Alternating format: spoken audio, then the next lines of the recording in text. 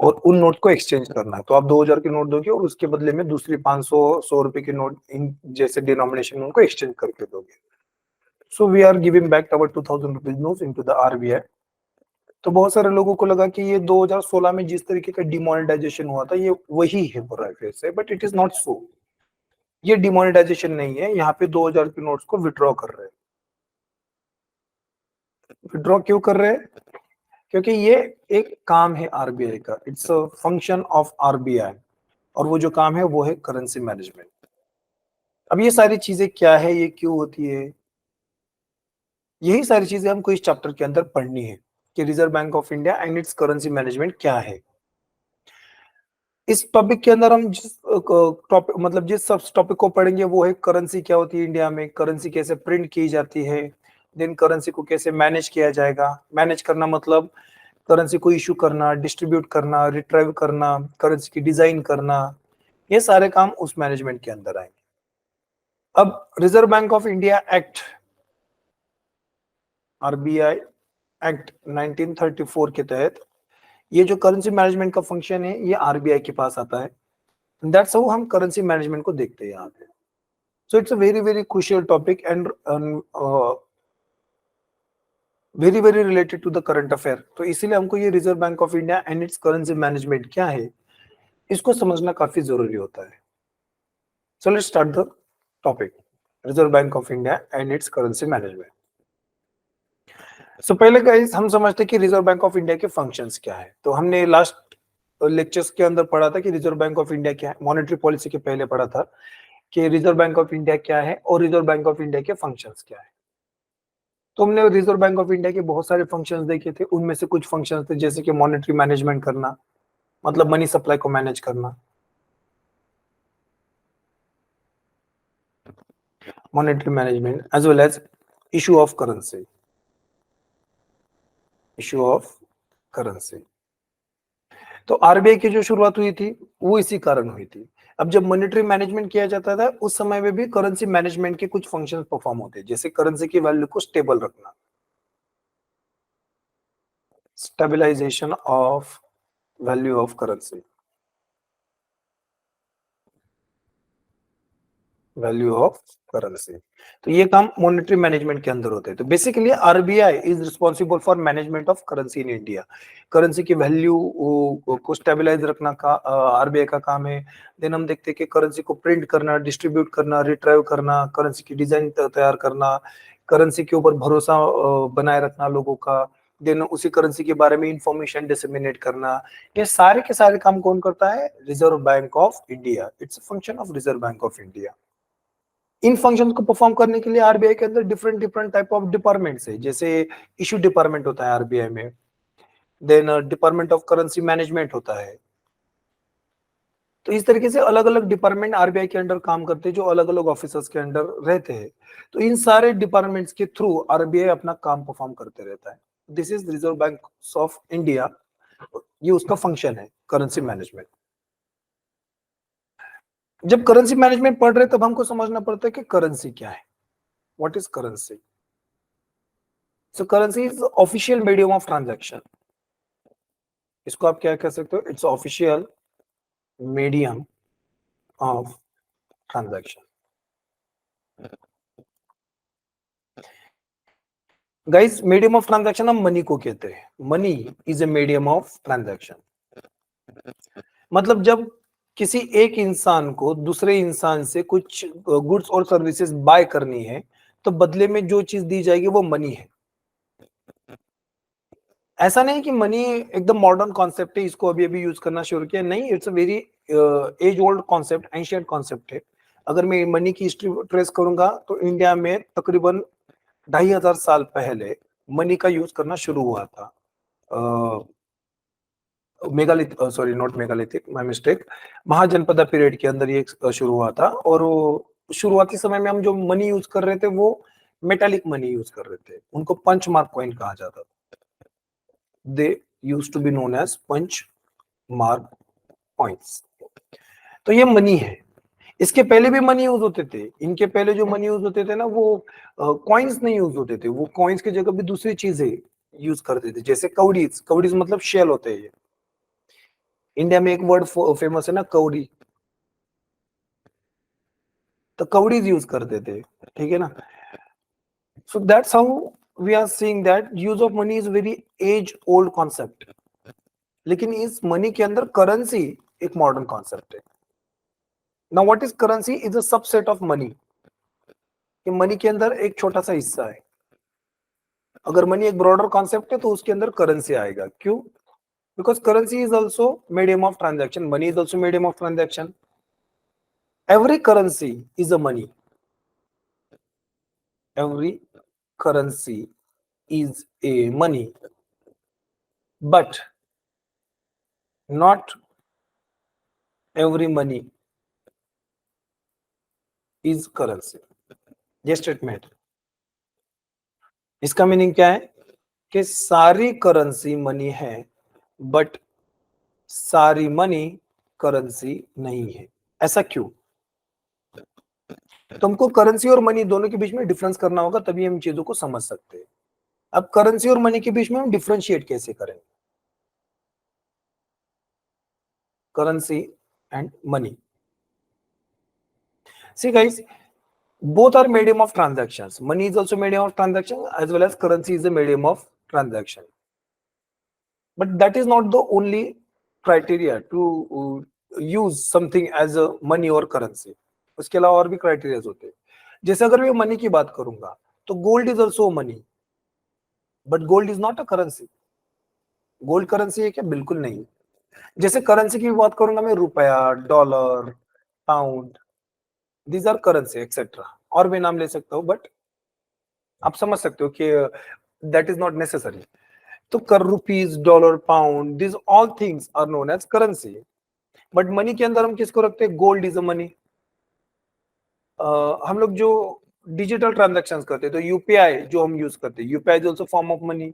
जो चेक हम यूज करते हैं, चेक इज ऑल्सो मनी, बराबर ना, क्योंकि ये मनी, ये जो मनी है, यूपीआई हो गया, चेक हो गया, ये आपके डिमांड डिपॉजिट अकाउंट पे खुलते हैं ना।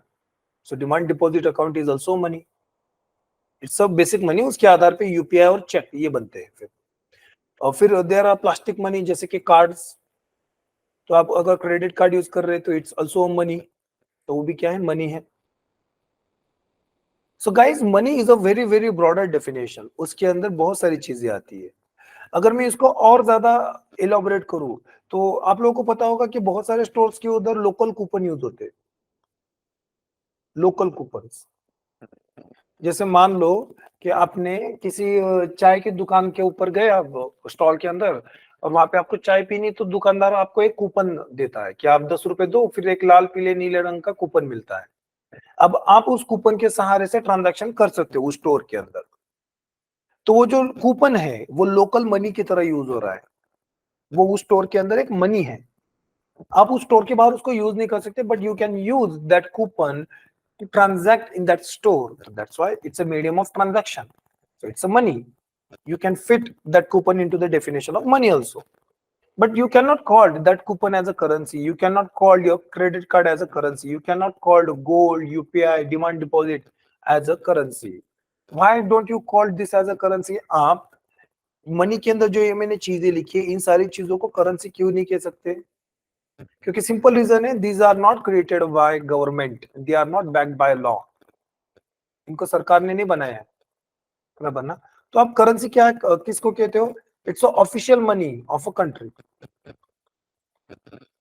Official money of a country.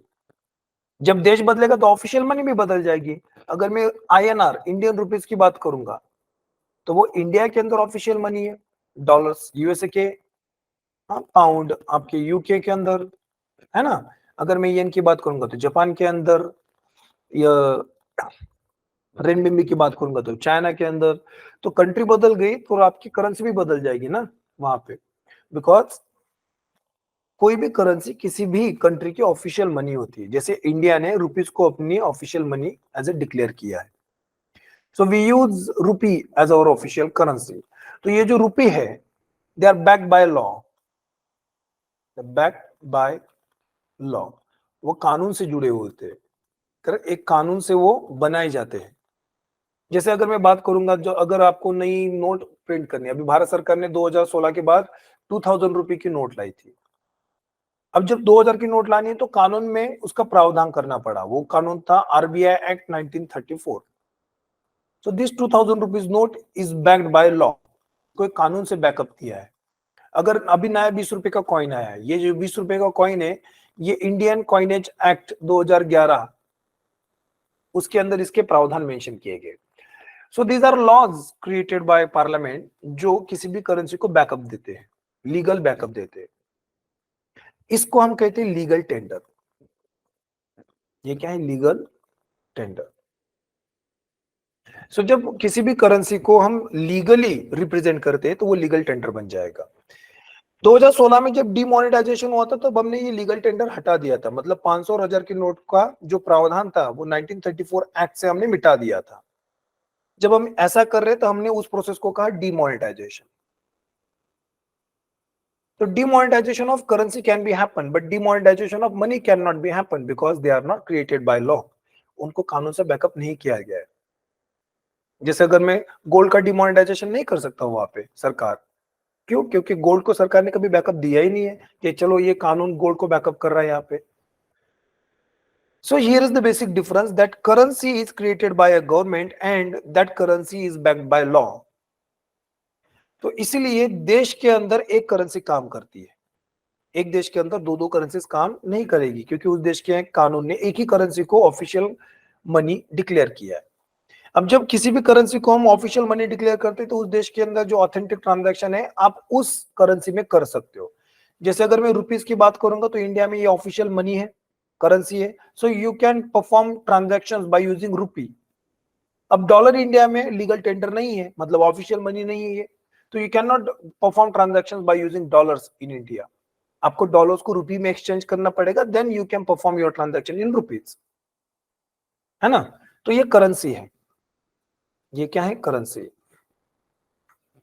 So currency is official money created bye a government and generally they are backed by laws. उनको कानून से बैकअप दिया जाता है, इसीलिए उनको लीगल टेंडर भी कहा जाता है। They are also known as legal tender. तो currency have a legal tender, मतलब they are backed by law and they use as official money in every country. So this is about currency. So that's how we differentiate between currency and money. अब जब currency official money है तब उसका management करना काफी important बन जाता है। क्यों? क्योंकि अगर उसका मैनेजमेंट नहीं करेंगे, उसकी देखभाल नहीं करेंगे, उसके ऊपर हम रेगुलेशन नहीं रखेंगे, तब कोई भी उस चीज का मिसयूज कर सकता है और इंडियन इकोनॉमी को हार्म पहुंचा सकता है। यस, इंडियन इकोनॉमी को बहुत हार्म पहुंच जाएगा अगर उसका मिसयूज हो जाएगा। मान लेते हैं कि अगर किसी पर्सन ने नकली करेंसी बनाई, उसको काउंटरफेट करेंसी कहते हैं। अगर नकली करेंसी इंडियन रुपी बनाया और इंडियन मार्केट के अंदर उसको सर्कुलेट किया तो मार्केट में मनी सप्लाई बढ़ जाएगा। जब मनी सप्लाई बढ़ेगा तो मार्केट में इंफ्लेशन होगा। अगर इंफ्लेशन ज्यादा हो गया तो इंडियन मार्केट खत्म हो जाएगा, डिस्ट्रॉय हो जाएगा। तो बस करेंसी को मैनेज नहीं किया इसलिए तो ये प्रॉब्लम हो रही है। और काउंटरफेट करेंसी क्यों होगी? क्योंकि करेंसी की डिजाइन आसान है, करेंसी का डिस्ट्रीब्यूशन आसान है ना? कि कोई भी डिजाइन कर सकता है करेंसी की, कहीं पे भी डिस्ट्रीब्यूट हो सकता है, उन चीजों का डिस्ट्रीब्यूशन हो सकता है, प्रिंटिंग करना आसान है ना? तो जब इन चीजों के ऊपर कंट्रोल नहीं रखा जाएगा तो कोई भी काउंटरफेट करेंसी बनाएगा और कोई भी मार्केट के अंदर मनी सप्लाई बढ़ा सकता है। इससे क्या हो जाएगा? हमारी इकोनॉमी टोटली डिस्ट्रॉय हो जाएगी। तो इन चीजों के ऊपर रेगुलेशन रखना, इन चीजों को मैनेज करना काफी इंपॉर्टेंट है। आई am not particular about the word regulation, I am more focusing on the word of management. क्योंकि रेगुलेशन करते हैं तब हम ज्यादा रिस्ट्रिक्शंस लगाते हैं, यहाँ पे मैनेजमेंट कर रहे हैं मतलब हम उन चीज को डेवलप करने के लिए सिक्योरिटी मेजर्स ज्यादा इंप्लीमेंट कर रहे हैं। तो करेंसी की डिजाइन थोड़ी सी हम काफी डेलिकेट डिजाइन बनाएंगे, क्रिटिकल डिजाइन बनाएंगे ताकि उसकी कॉपी पेस्ट करना आसान ना हो। उसकी डिस्ट्रीब्यूशन को हम एक सिस्टम के अंदर ढाल देंगे, उसकी प्रिंटिंग हम ऑथराइज करेंगे पर्टिकुलर इंस्टीट्यूशंस को ही। तब क्या हो जाएगा? करेंसी बनाना एक सिलेक्टिव काम हो जाएगा, कोई भी उसकी काउंटरफेट करेंसी नहीं बना सकता है, आसानी से तो नहीं बना सकता है। तो इससे क्या हो जाएगा? मार्केट में एक तरीके से स्टेबिलिटी बनी रहेगी। अंडरस्टूड? मैं आपको बता रहा हूँ कि मैनेजमेंट करना क्यों जरूरी है, क्योंकि अगर मैनेजमेंट नहीं करेंगे तो मनी सप्लाई बढ़ जाएगा इकोनॉमी के अंदर, इसीलिए हमको मैनेज करना है। मैनेजमेंट नहीं करेंगे तो करेंसी की वैल्यू गिर जाएगी ना। जब मनी सप्लाई बढ़ेगा मार्केट में, मान लो रुपया ज्यादा हो गया, करेंसी ज्यादा हो गई, तो करेंसी का सप्लाई बढ़ गया। किसी भी चीज का जब सप्लाई बढ़ता है तो उसकी वैल्यू कम हो जाती है ना, वैल्यू कम हो जाएगी। तो इंडियन रुपीज की भी वैल्यू कम हो जाएगी। जब इंडियन रुपीज की वैल्यू कम हो जाएगी तो लोगों का ट्रस्ट, जो भरोसा है उसके ऊपर, वो भी तो कम हो जाएगा। जब लोगों का भरोसा कम हो जाएगा तो कोई क्यों यूज करेगा उस करेंसी को, तो करेंसी को निग्लेक्ट कर देंगे।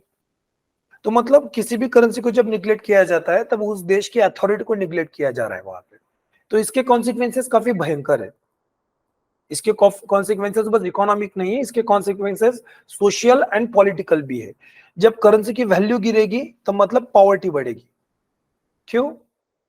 क्योंकि जब करेंसी की वैल्यू गिरती है तब वो परचेसिंग पावर, इसको भी कम करते हैं। परचेसिंग पावर भी कम हो जाती है।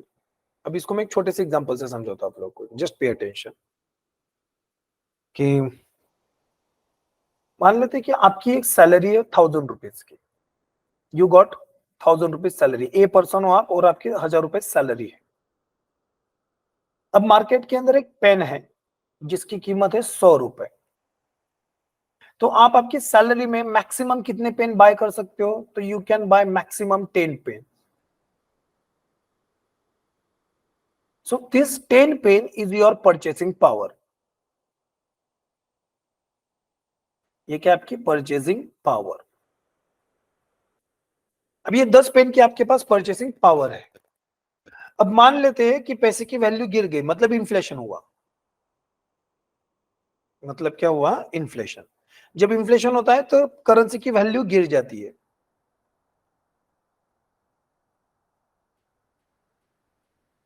करेंसी की वैल्यू गिर जाएगी। तब इन्फ्लेशन हुआ, मान लेते हैं इन्फ्लेशन 10% है यहाँ पे। तो ये जो पेन 100 रुपए का था अब वो 110 रुपए में मिल रहा है। लेकिन आपकी सैलरी भी उस रेट में बढ़ेगी क्या? नहीं, इन्फ्लेशन तो वीकली बेसिस पे, मंथली बेसिस पे बढ़ जाता है। सैलरी वीकली बेसिस पे, मंथली बेसिस पे नहीं बढ़ेगी। मानते हैं कि अगले 2-3 महीने के लिए आपकी सैलरी उतनी ही रहेगी। तब जब आपकी सैलरी 1000 रुपए है और इन्फ्लेशन आपको 10% का देखने को मिल रहा है, दैट मीन्स आप मैक्सिमम कितने पेन बाय कर सकते हो अब 1000 रुपए की सैलरी में? 110 रुपए के हिसाब से। तो you will buy maximum 9 pens. कुछ पैसे बचेंगे लेकिन मैक्सिमम आप कितने पेन? 9 पेन बाय कर सकते हो। दैट मीन्स पहले आप 10 पेन बाय कर सकते थे, अब आप 9 पेन बाय कर सकते हो। इसका मीनिंग क्या है? Reduction of purchasing power. Purchasing power. अब आप 990 रुपीज के 9 पेन खरीद रहे हो और 10 रुपए बच गए आपके पास। ठीक है, तो आप बस आप 9 पेन खरीद सकते हो आपकी सैलरी में, मतलब आपकी परचेसिंग पावर कम हो गई। जब परचेसिंग पावर कम हो रही मतलब आप खर्चे कम कर रहे हो ना, वहां पे आपके खर्चे कम हो रहे हैं।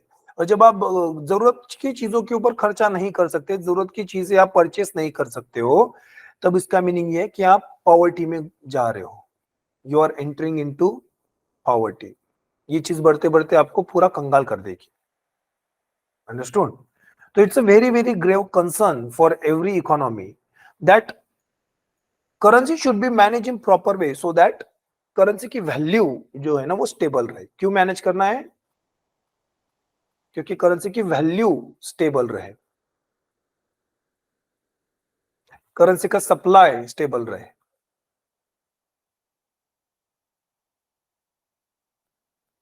ट्रस्ट, लोगों का भरोसा, करेंसी के ऊपर जो भी लोगों का भरोसा है, फेथ है, वो भी बना रहे।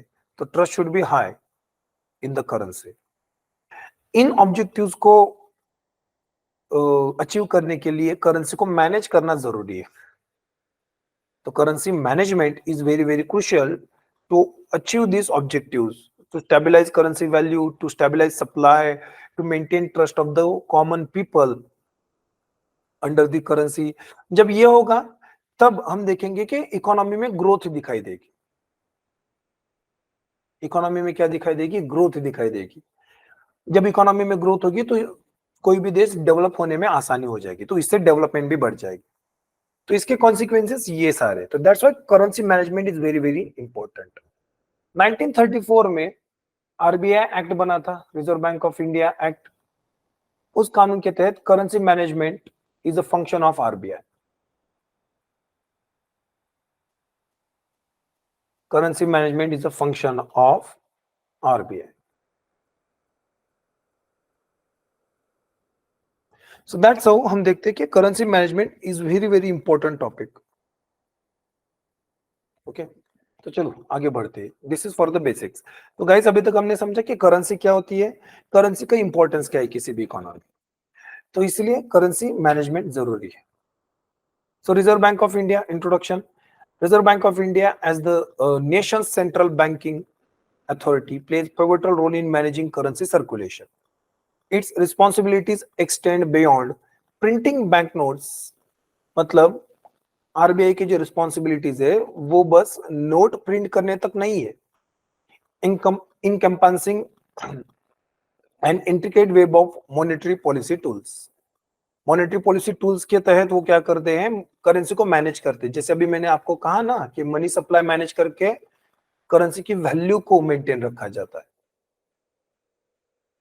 करेंसी वैल्यू को मेंटेन रखा जाता है। Within this framework department of currency management assumes critical role. तो इसके लिए सबसे इंपॉर्टेंट रोल किसका, department of currency management. This department interested with the core function of administrating currency management following the reserve bank of India act 1934। तो RBI को जो currency management का काम है वो आरबीआई एक्ट 1934 से मिला है, और उसके लिए आरबीआई के अंदर एक डिपार्टमेंट काम करता है, उसका आप कहोगे department of currency management. RBI's role in currency management. Currency management primarily involves the issuance of notes and coins as well as the retrieval of unfit currency from circulation. अगर आपको एक सांस में करेंसी मैनेजमेंट की definition बयां करनी है तो आप कह सकते हो कि issue of notes and coins as well as retrieval of unfit currency from circulation. नई करेंसी को मार्केट में उतारना और अनफिट करेंसी को मार्केट से बाहर निकालना, ये काम आता है करेंसी मैनेजमेंट के अंदर। इसके अलावा और भी, लेकिन ये बेसिक फंक्शन आता है। This vital role is conducted through a network of 18 issue offices of the reserve bank, complemented by extensive infrastructure of 4195 currency chest, 488 repositories, and 3562 small coin depots managed by various banks and government treasuries. अब ये काम करने के लिए RBI के अंदर issue department, currency management department, अलग अलग डिपार्टमेंट काम करते हैं। अब इशू डिपार्टमेंट के अंदर 18 इशू ऑफिसेस आते हैं आरबीआई के, जिसके अंदर करेंसी चेस्ट, कॉइन डेपोट्स ये काम करते हैं। अब ये चीजें क्या है, तो एक तरीके से तिजोरियां हैं जो अलग अलग बैंकों के अंदर बनाई जाती हैं।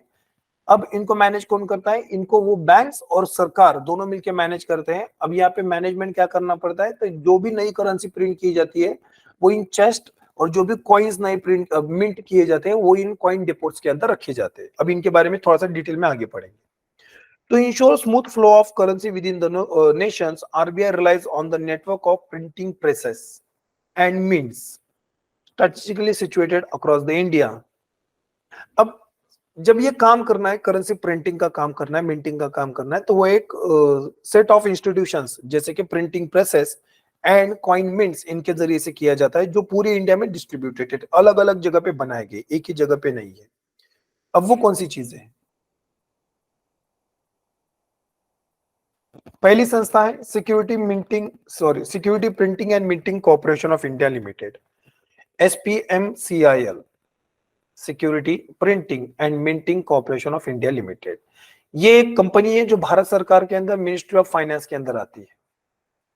It's a company under ministry of finance. इसका काम क्या है, security printing and minting corporation of India limited operates currency presses at Nashik in western India and Dewas in central India. ये दो काम करती है ये संस्था, पहला notes, second coins. Security printing and minting corporation of India limited Bharat सरकार की ऐसी कंपनी है जो दो प्रिंटिंग प्रेसेस को चलाती है, एक नासिक के अंदर और दूसरी देवास। नासिक महाराष्ट्र के अंदर आएगा और देवास आपका मध्य प्रदेश में।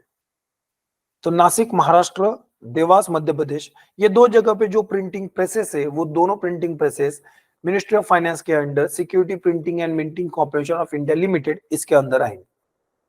इसके अलावा 4 मिंट है। मिंट मतलब जहां पे कॉइन्स बनाए जाते हैं, प्रेस मतलब जहां पे नोट छापी जाएगी। तो जो मिंट्स है ना, वो मिंट्स भी ये SPMCIL security printing and minting corporation of India limited own करती है।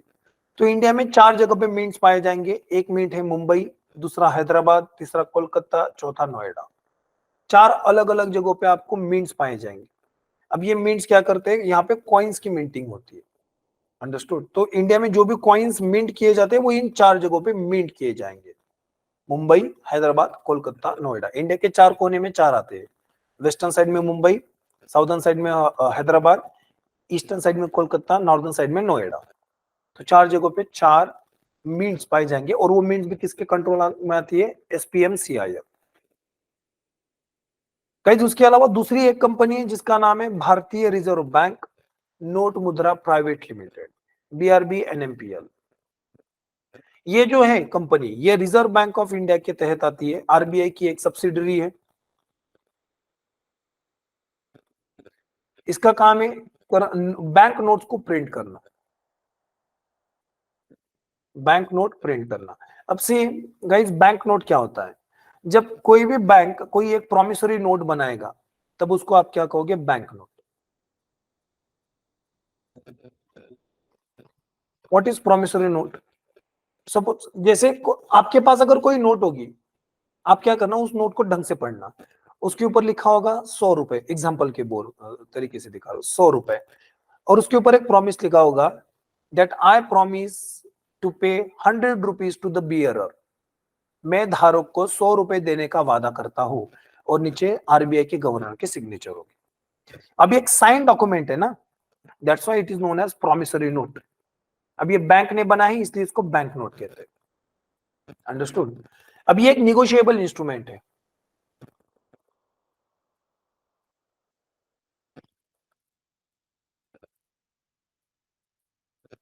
It's a negotiable instrument.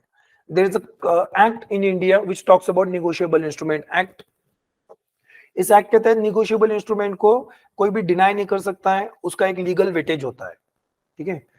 तो प्रोमिसरी नोट, जो आपके पास 100 रुपए की नोट है, आप उसको प्रोमिसरी नोट या फिर बैंक नोट भी कह सकते हो। It's a legal negotiable instrument, मतलब वो एक साइन डॉक्यूमेंट है जिसके अंदर पेमेंट होने की पूरी पूरी गारंटी है। अगर पेमेंट नहीं होती है तो फिर कानूनी कार्रवाई हो सकती है। मतलब अगर ये आप 100 रुपए की आपके पास जो नोट है, बैंक नोट आप जिसको कहते हो, जिसको आप नॉर्मल लैंग्वेज में करेंसी भी कहते हो, अगर आप इसको आरबीआई में दोगे तो आरबीआई आपको इक्वल वैल्यू वापस करेगा। करेक्ट। तो 100 रुपीज की वैल्यू आपको वो वापस करेगा वहां से। सो इट्स अ निगोशिएबल इंस्ट्रूमेंट। ये चीज क्या है, निगोशिएबल। ये वैल्यू वापस करना आरबीआई का काम है। It's a sign document, promise किया है ना इसके ऊपर, तो ये वैल्यू आपको वापस मिलेगी। That's why it is known as negotiable instrument. तो ये एक प्रॉमिसरी नोट है, बैंक नोट है। आरबीआई का काम है इस तरीके की बैंक नोट्स को बनाना। Reserve bank of India act 1944, sir my mistake, 1934। RBI act 1934 clearly says that bank note print करना, bank note printing is the sole responsibility of RBI.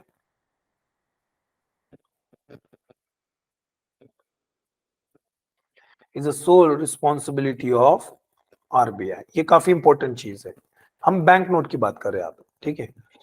अब इस बैंक नोट के अंदर कौन सी करेंसीज आती है, तो बेसिकली 2 रुपए की नोट और उससे बड़ी हुई जो उससे बड़ी जो भी नोट है वो सारी बैंक नोट है। गाइस बैंक नोट की डेफिनेशन में 1 रुपीज की नोट नहीं आएंगी, इसलिए आरबीआई 1 रुपए की नोट नहीं छापता है, बिकॉज 1 रुपए की नोट बैंक नोट नहीं कही गई है। It's a currency of India. इसलिए इसको कौन बनाएंगे, मिनिस्ट्री ऑफ फाइनेंस। जो हमने ये प्रीवियस ऑर्गेनाइजेशन देखी ना, security printing and minting corporation of India limited, this organisation print 1 rupees note. उनके पास ये दो है ना प्रिंटिंग प्रेसेस, यहाँ पे इनको छापा जाएगा। 1 रुपए की नोट के अलावा सारी जो नोट्स है उनको बैंक नोट कहेंगे, और वो सारी बैंक नोट कौन छापेंगे, रिजर्व बैंक ऑफ इंडिया। इसीलिए भारत के अंदर अगर आप देखोगे तो 1 रुपए की नोट के ऊपर फाइनेंस सेक्रेटरी की सिग्नेचर होती है। और 1 रुपए के अलावा जो भी नोट से मैं उनको बैंक नोट कहूंगा, उनके ऊपर आरबीआई के गवर्नर के, तत्कालीन आरबीआई गवर्नर की सिग्नेचर होती। तो इंडिया में दो अलग अलग अथॉरिटी करेंसी को बना रहे हैं, एक मिनिस्ट्री ऑफ फाइनेंस, दूसरी reserve bank of India. RBI जो भी करेंसी प्रिंट करेगी, पर्टिकुलरली वो बैंक नोट है, आरबीआई कॉइन्स भी नहीं बनाती, आरबीआई को अधिकार बैंक नोट छापने का दिया है। तो सारी की सारी बैंक नोट कौन छापता है? आरबीआई, और उनके ऊपर किसकी सिग्नेचर होती है? आरबीआई के गवर्नर की सिग्नेचर होती है। सारी बैंक नोट्स के अलावा जो भी करेंसी है, जैसे कि कॉइन्स और 1 रुपए की नोट, इनको कौन बनाता है? Ministry of finance. इसलिए 1 रुपए की नोट के ऊपर फाइनेंस सेक्रेटरी की सिग्नेचर होती है, कॉइन्स के ऊपर किसी की सिग्नेचर नहीं होते। तो दैट्स हाउ हम देख रहे हैं कि बैंक नोट, तो बैंक नोट छापना बीआरबी एनएमएल एनएमपीएल का एक काम है। तो Bharatiya reserve bank note Mudra private limited is what the Indian mint is known as. The mint manages 2 currency presses. इसके अंदर 2 करेंसी प्रेसेस आएंगी, एक मैसूर के अंदर जो कर्नाटक में आता है, और दूसरा साल्बोनी के अंदर जो वेस्ट बंगाल में आएगा। तो इंडिया में बीआरबी एनएमएल 2 प्रिंटिंग प्रेसेस को मैनेज करेंगे, एक मैसूर और दूसरा Salboni. So this 2 printing presses, Mysore की जो है वो कर्नाटक में आएगी और साल्बोनी की जो है वो वेस्ट बंगाल में आएगी। This 2 printing presses are manage by RBI. RBI के अंदर एक सब्सिडरी है बीआरबी एनएमपीएल, ये इसको मैनेज करेगी। इसके अलावा जो 2 और प्रिंटिंग प्रेसेस है, तो एक तो नासिक में है महाराष्ट्र, और दूसरी देवास जो एमपी में है। ये दोनों printing presses ministry of finance के अंडर आएंगे। तो security printing and minting corporation of India limited. That means India में 4 प्रिंटिंग प्रेसेस है, 2 आरबीआई के हाथ में, तो 2 मिनिस्ट्री ऑफ फाइनेंस के हाथ में है। ये काफी इंपॉर्टेंट और क्रुशियल डेटा है, इसको याद रखना है। तो इंडिया में 4 प्रिंटिंग प्रेसेस पाई जाएगी, मैसूर, साल्बोनी, नासिक एंड देवास। उसमें से मैसूर और साल्बोनी वाली आरबीआई के हाथ में है, नासिक और देवास वाली मिनिस्ट्री ऑफ फाइनेंस के हाथ में आती है। इन चारों जगह पे क्या किया जाता है? करेंसी को प्रिंट किया जाता है, मतलब जो भी बैंक नोट्स है उनको। So these are 4 printing presses in India. इनके अलावा 4 कॉइन मिंट्स भी देखे हमने। तो 4 कॉइन मिंट्स कौन से हैं? एक तो मुंबई में है, फिर दूसरा आपका हैदराबाद में है,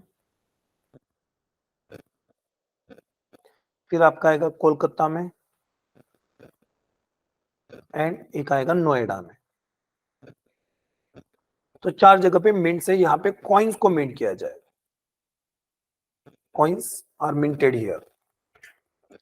तो इस तरीके से करेंसी को प्रिंट और मिंट किया जाता है इंडिया में, ये 4 संस्थाएं।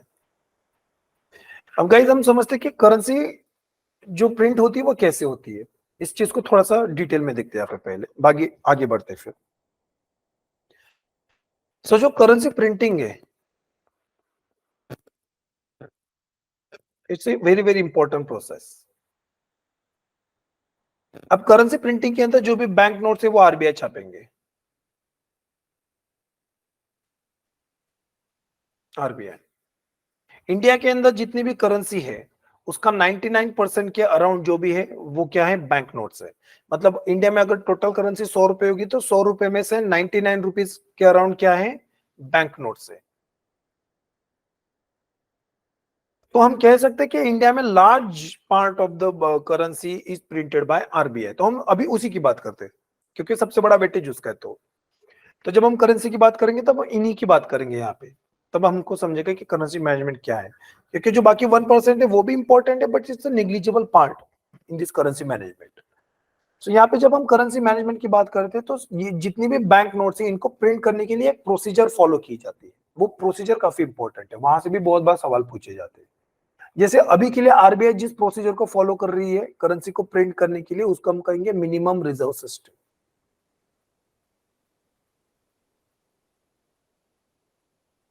Minimum reserve system. What is this minimum reserve system? अब पहले करेंसी के कॉन्सेप्ट को और थोड़ा सा इन डेप्थ देखते हैं कि ये जो करेंसी होती है वो सरकार के लिए अलग तरीके से काम करती है और आरबीआई के लिए अलग तरीके से काम करती है। सरकार के लिए करेंसी एक एसेट है, जबकि आरबीआई के लिए करेंसी एक लायबिलिटी है। अब सरकार के लिए हमने एसेट क्यों कहा और आरबीआई के लिए लायबिलिटी क्यों कहा? एसेट और लायबिलिटी क्या है, मैंने पहले आपको बताया कि एसेट क्या होता है, जहां से इनकम होती है, आता है पैसा। लायबिलिटी क्या होती है, जहां से आउटगोइंग होती है, मतलब खर्चा होता है, पैसे खर्चे हो रहे हैं। तो इनकमिंग एंड आउटगोइंग। अब सरकार के लिए एसेट क्यों है करेंसी? बिकॉज करेंसी प्रिंट करने से सरकार को पैसा मिलता है, सरकार के लिए इनकम जनरेट होती है। कैसे? तो उसको हम कहेंगे सेन्योरेज इनकम।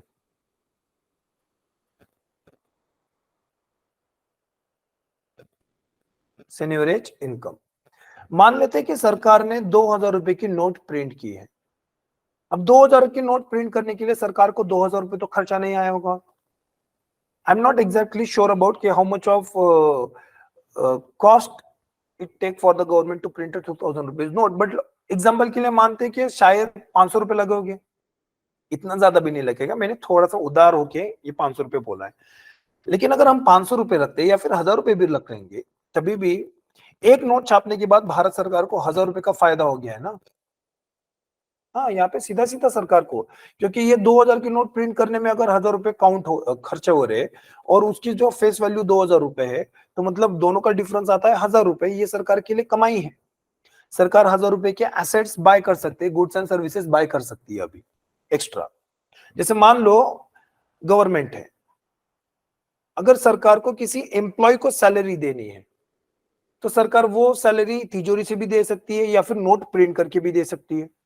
अगर तिजोरी से दिया तो तिजोरी में मान लो कि 2000 रुपए इसकी सैलरी है, तो तिजोरी से 2000 रुपए विड्रॉ करने पड़ेंगे, तब जाके सैलरी की जाएगी, तब बैलेंस शीट के अंदर लिखा होगा 2000 रुपए withdrawn.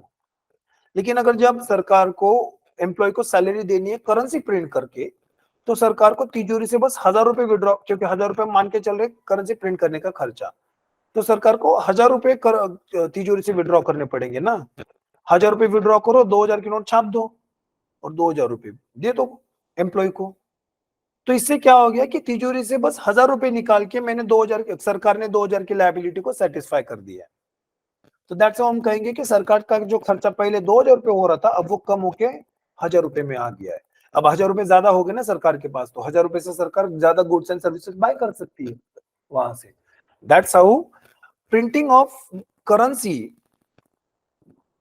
Is just like asset for currency. इससे सरकार सेन्योरेज इनकम कमाती है।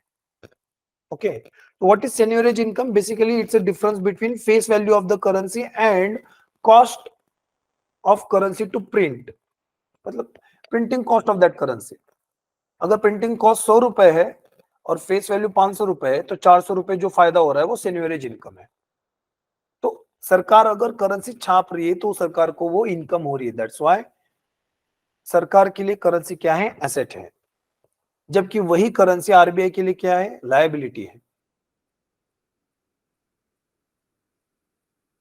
इट्स अ लायबिलिटी, क्योंकि सरकार, आरबीआई ने नोट के ऊपर प्रॉमिस किया है ना कि मैं धारक को देने का वादा कर रहा हूं। तो आरबीआई ने जो अगर 100 रुपए की नोट प्रिंट की है, तो आरबीआई प्रॉमिस कर रहा है कि नोट के बदले में आपको 100 रुपए की वैल्यू में दूंगा वहां पे। तो आरबीआई देने की बात कर रहा है वहां पे, तो देने की बात कर रहा है तो वो लायबिलिटी बन गई वहां पे। अब अगर करेंसी लायबिलिटी है, तो वो करेंसी आरबीआई सरकार के लिए छाप रही है, तो वो लायबिलिटी भी सरकार ही दे बेसिकली। तो वो लायबिलिटी सरकार से देने की, सरकार से मांगती है आरबीआई, तो वो रिजर्व के फॉर्म में मांगती है, रिजर्व। जब भी आरबीआई करेंसी को प्रिंट करेगी तब सरकार से रिजर्व मांगा जाएगा। अब ये रिजर्व जो है ना, इवॉल्व हो गया है समय के साथ। शुरुआती समय में हम देखते कि गोल्ड स्टैंडर्ड था, there was a gold standard. अब गोल्ड स्टैंडर्ड के अंदर होता क्या था कि अगर सरकार को 1000 रुपए की करेंसी प्रिंट करनी है, तो सरकार को 1000 रुपए का सोना एज ए रिजर्व मेंटेन करना पड़ेगा, गोल्ड। तो अगर भारत सरकार को 1000 रुपए की करेंसी प्रिंट करनी है, तो भारत सरकार क्या करेगी? पहले 1000 रुपए का सोना आरबीआई में भेजेगी, फिर आरबीआई एक 100 रुपए की करेंसी प्रिंट करके भारत सरकार को दे देगा। अब जब कोई भी पर्सन उस 1000 रुपए की करेंसी को आरबीआई में वापस करेगा, तो आरबीआई की लायबिलिटी उतनी वैल्यू वापस करना, तो आरबीआई उतनी वैल्यू वापस करेगा, क्योंकि आरबीआई में उतनी ही वैल्यू का सोना रखा है ना, तो आरबीआई वो सोना दे देगी, लेके जाओ तुम्हारा सोना 1000 रुपए का। तो that's why it's a gold standard. इसको क्या कहते थे? Gold standard system. यहाँ पे जितनी वैल्यू की करेंसी प्रिंट करनी है, सेम वैल्यू का सोना in the form of reserve रखा जाएगा। ओके अब गोल्ड स्टैंडर्ड के अंदर प्रॉब्लम ये हो गई कि गोल्ड जो है ना वो काफी लिमिटेड है दुनिया में, लेकिन करेंसी की डिमांड डे बाय डे बढ़ रही थी। वर्ल्ड वॉर फर्स्ट के बाद और ज्यादा बढ़ गई। इसलिए वर्ल्ड वॉर फर्स्ट के बाद ज्यादातर कंट्रीज ने गोल्ड स्टैंडर्ड सिस्टम को अबैंडन किया, छोड़ दिया, और उसकी जगह पे प्रोपोर्शनल रिजर्व सिस्टम को लगाया।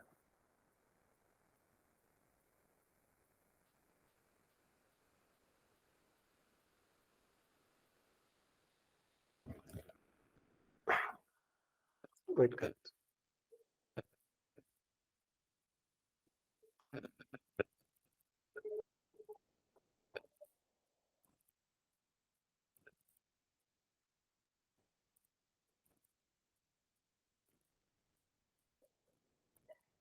सो प्रोपोर्शनल रिजर्व सिस्टम को भारत सरकार ने वहां पे अप्लाई कर दिया। सॉरी, तो what is this proportional reserve system?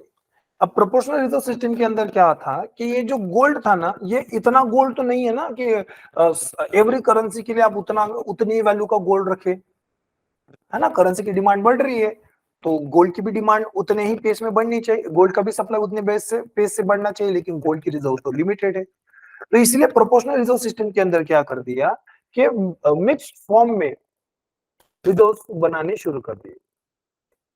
ठीक है, तो अब यहाँ पे 100% गोल्ड रखने की जरूरत नहीं है। अगर मान लो 1000 रुपए की करेंसी प्रिंट करनी है, तो 1000 रुपए का नहीं तो कुछ कम मात्रा में सोना रखा जाएगा, मान लेते 40%।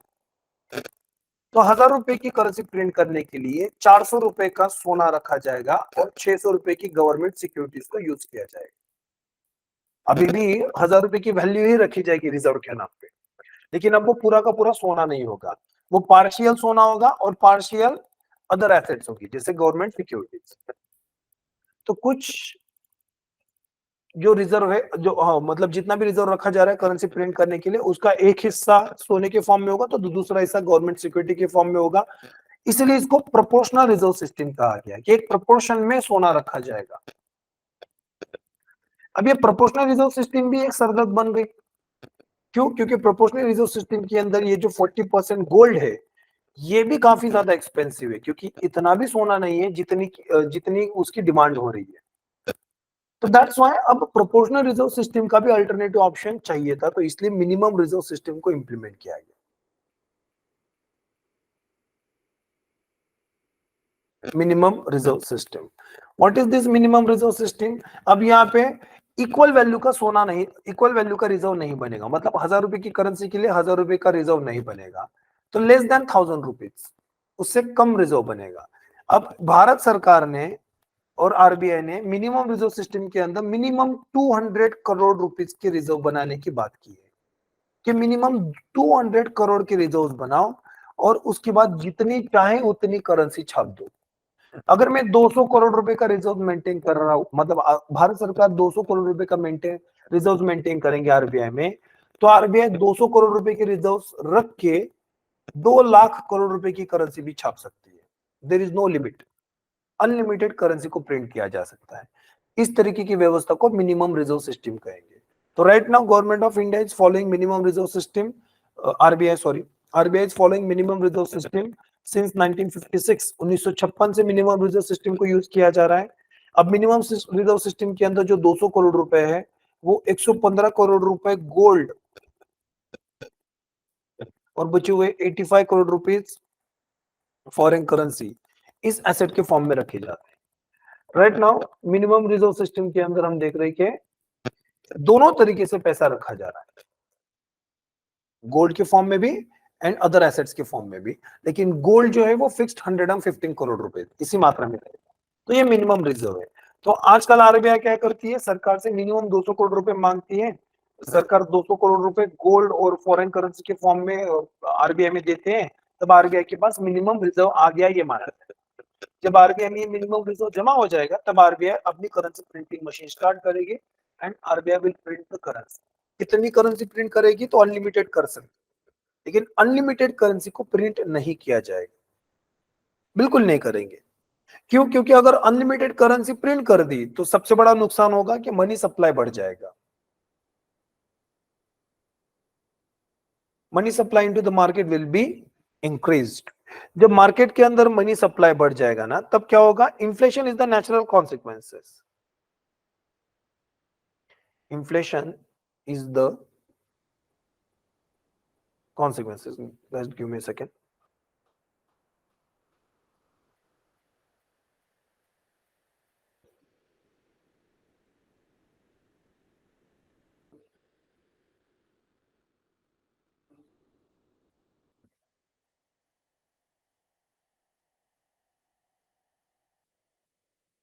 Okay.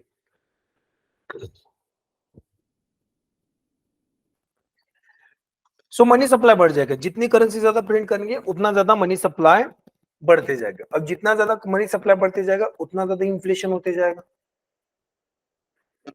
तो इन्फ्लेशन जितना ज्यादा बढ़ेगा हमारी इकोनॉमी उतनी ही बर्बाद होती जाएगी ना।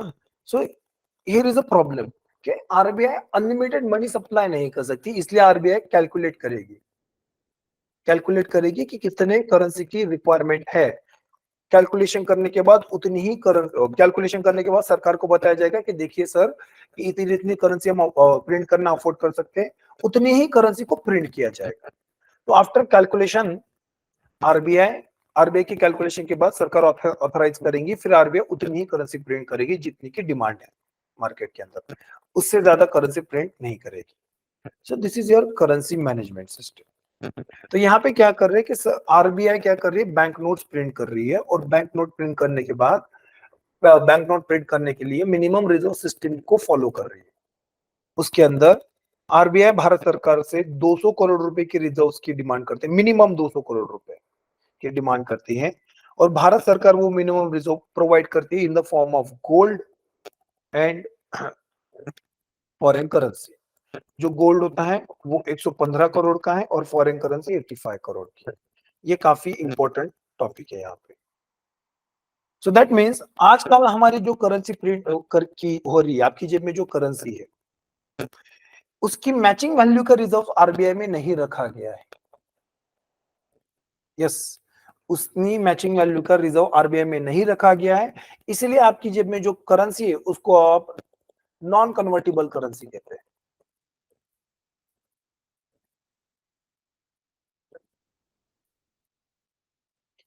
It's a non convertible currency. तो वो करेंसी कैसी है? नॉन कन्वर्टेबल है वहां पे। मतलब आरबीआई आपको पूरी की पूरी वैल्यू कन्वर्ट करके नहीं देंगे। अगर आप 1000 रुपए की करेंसी आरबीआई में दे रहे हो तो RBI will not provide you 1000 rupees value in exchange of that 1000 rupees currency, because RBI में ही उतनी करेंसी रखी, उतनी ही वैल्यू रखी नहीं गई है। तो मिनिमम रिजर्व में मैक्सिमम 200 मिनिमम 200 रुपए रखी जाए, करेंसी को प्रिंट किया जा रहा है। तो 200 करोड़ रुपए रख के अगर 20,000 करोड़ की करेंसी को प्रिंट किया जाएगा तो सारी करेंसी की वैल्यू एक्सचेंज करके नहीं मिलेगी आरबीआई के द्वारा। So that's why that currency is known as non convertible currency. Okay, तो this is about currency printing in India.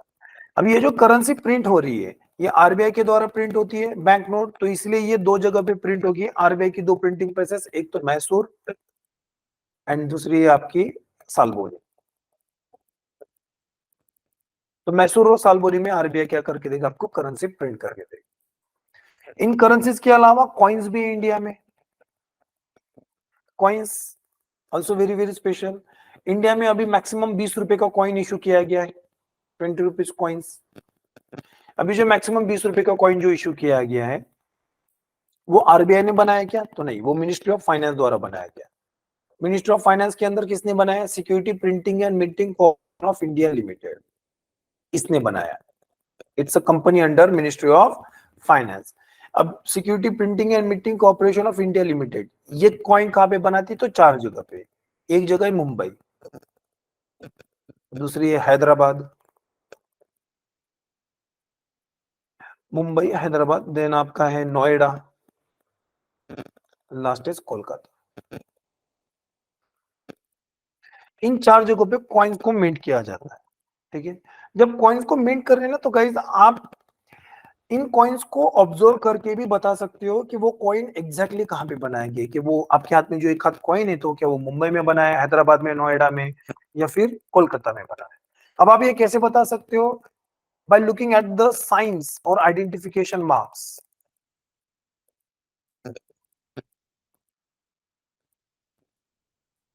Identification mark on the coin. सारी जगहों पे अगर मुंबई में कोई कॉइन बन रहा है तो उसके लिए एक स्पेसिफिक आइडेंटिफिकेशन मार्क है, हैदराबाद के लिए एक स्पेसिफिक, नोएडा के लिए, कोलकाता के लिए, हर जगह के लिए एक स्पेसिफिक आइडेंटिफिकेशन मार्क बनाया गया है।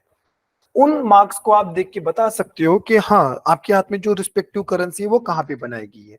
जैसे अगर मैं कहूंगा कि मुंबई है, तो अगर मुंबई के अंदर कोई भी करेंसी प्रिंट होगी तो मुंबई के सॉरी कॉइन मिंट होगी तो वो वहां पे इस तरीके का डायमंड शेप होगा, पतंग की तरह होता है ना वो। सॉरी यहाँ पे थोड़ा सा गड़बड़ हो गया।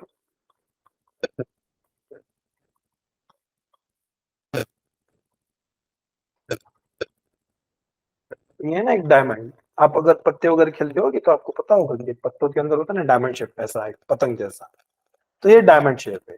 अगर किसी कॉइन के ऊपर आपको इस तरीके का डायमंड शेप दिखेगा या फिर कैपिटल बी, कैपिटल एम, ये लेटर्स दिखेंगे तो you will called, you will say that that currency that coin in your hand is minted at Mumbai station. उसी तरीके से अगर मैं हैदराबाद की बात करूंगा तो हैदराबाद में आपको स्टार दिखेगा, कैसा स्टार होता है। So when you see star on your coin, you will say that that coin is minted at Hyderabad station. अगर मैं नोएडा की बात करूंगा तो नोएडा के अंदर जो भी कॉइन्स बने होते हैं उनके ऊपर ऐसा डॉट होता है,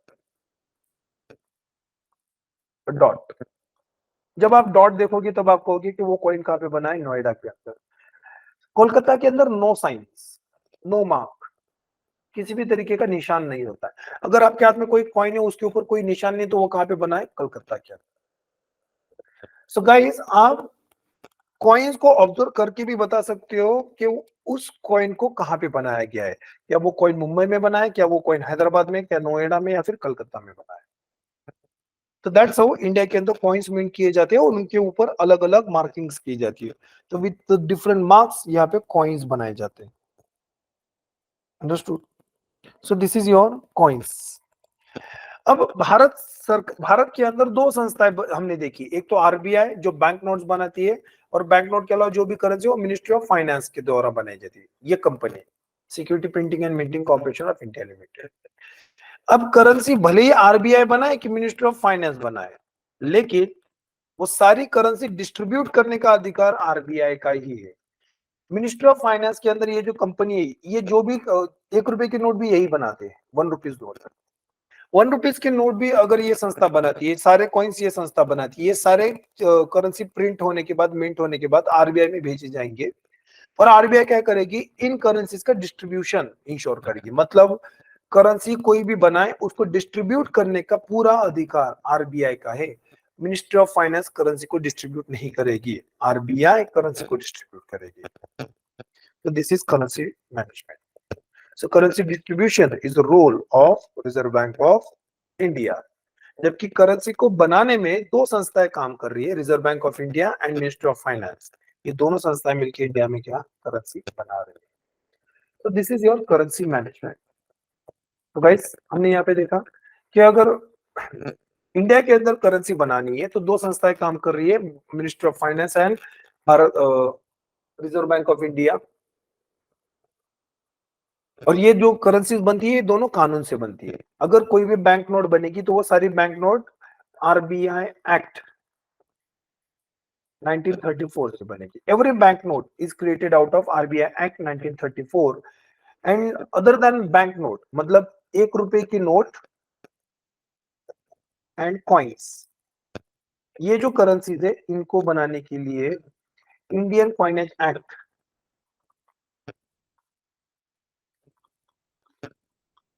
2011 इसको यूज किया जाता है। तो जो 1 रुपए की नोट है उसको इंडियन कॉइनेज एक्ट 2011 के अंदर कॉइन कहा गया है। तो it is termed as coin. वो दिखती है नोट बट है कॉइन, मतलब by law it is termed as coin. इसलिए मिनिस्ट्री ऑफ फाइनेंस द्वारा इनको प्रिंट किया जाता है।